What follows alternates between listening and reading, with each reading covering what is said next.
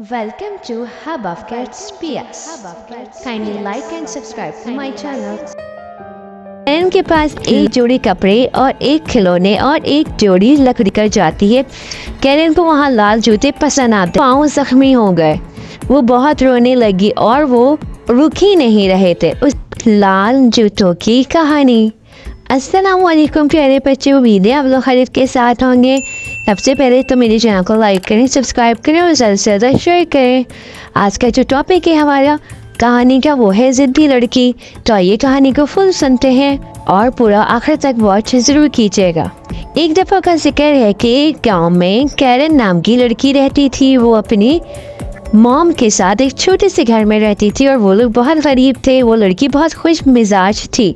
Karen के पास एक जोड़ी कपड़े और एक खिलौने और एक जोड़ी लकड़ी की चप्पल थी जिसे पहनकर वो बाहर आया जाया करती थी।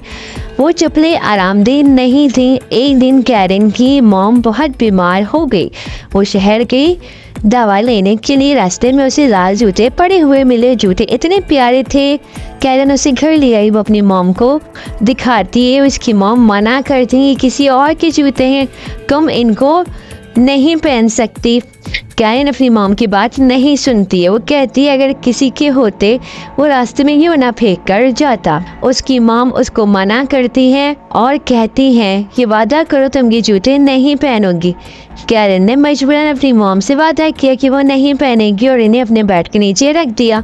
कुछ दिन बाद उसकी मॉम की डेथ हो जाती है। कैरन ने अपनी मॉम की डेथ पर वही लाल जूते पहने। मरने में आने वाले लोग उसे अजीब नज़रों से देखते हैं और उसे बुरा भला कहने लगते कि भला कोई अपनी माँ के जनाजे में भी लाल जूते पहनता है। पर कैरन ने किसी की नहीं सुनी। कब्रिस्तान के पास से बूढ़ी नेक औरत की सवारी रुकी। उसको लोगों ने बताया कि एक बच्ची यतीम हो गई है। उसकी माँ ही थी जो उसका आखिरी सहारा थी। वो भी उसे छोड़कर चली गई।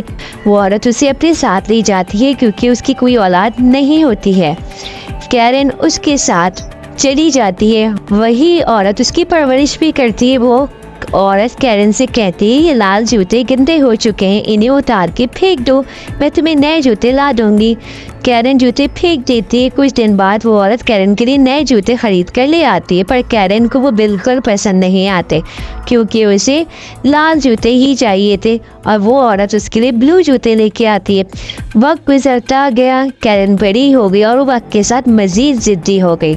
उसे कुछ भी पसंद नहीं आता था जो भी बूढ़ी औरत उसके लिए लाती। कैरन कहती कि अब मेरे जूते और कपड़े और छोटे हो गए, मुझे नए चाहिए। वो औरत उसे बाज़ार लेकर जाती है। कैरन को वहाँ लाल जूते पसंद आते हैं पर वो बूढ़ी औरत उसे मना करती है कि लाल जूते मत खरीदो।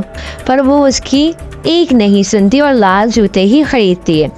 एक दिन बूढ़ी औरत ने कहा हमें जनाजे में जाना है, तुम लाल जूते नहीं पहनोगी, तुम काले जूते पहनकर चलना। कैरन ने बूढ़ी औरत की बात ना सुनी और लाल जूते पहनकर उन्हें स्कर्ट से छुपा लिया ताकि बूढ़ी औरत ना देख सके।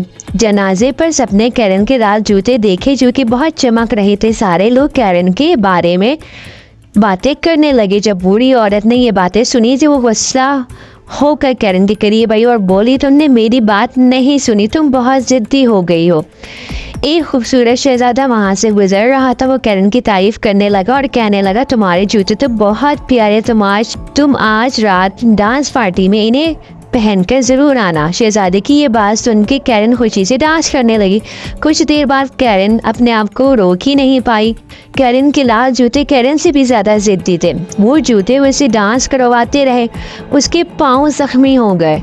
वो बहुत रोने लगी और वो रुक ही नहीं रहे थे। उसने कहा जूतों से प्लीज़ रुक जाओ, मैं अब ज़िद नहीं करूँगी, प्लीज़ रुक जाओ, मैं अब ज़िद नहीं करूँगी। उसके बाद वो जूते खुद ही से उतर गए।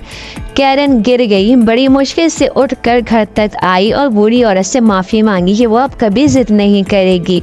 उसे सबक मिल गया है। एक दिन वही शहज़ादा उसके घर आता है और उसको शादी के लिए कहता है। कैरन और शहज़ादे की शादी हो जाती है और वो हंसी खुशी रहने लगते हैं क्योंकि कैरन अब बिल्कुल भी ज़िद्दी लड़की नहीं थी। वो एक बहुत अच्छी लड़की बन जाती है।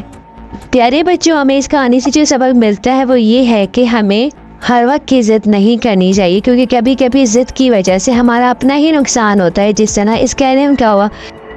कहानी पसंद आई हो तो मेरे चैनल को लाइक करें, सब्सक्राइब करें और ज़्यादा से ज़्यादा शेयर करें। अल्लाह हाफिज़ प्यारे बच्चों।